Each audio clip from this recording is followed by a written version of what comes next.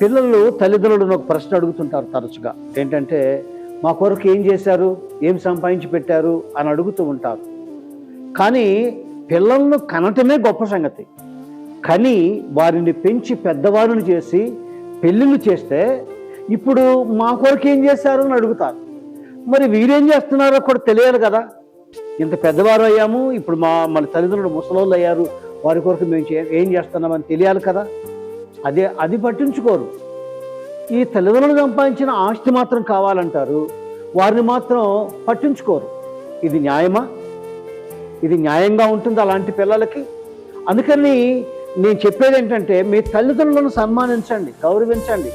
అది మీకు మేలు, మీకు దీర్ఘాయుష్మంతులు అవుతారు భూమి మీద అని లేఖనం చెప్తుంది.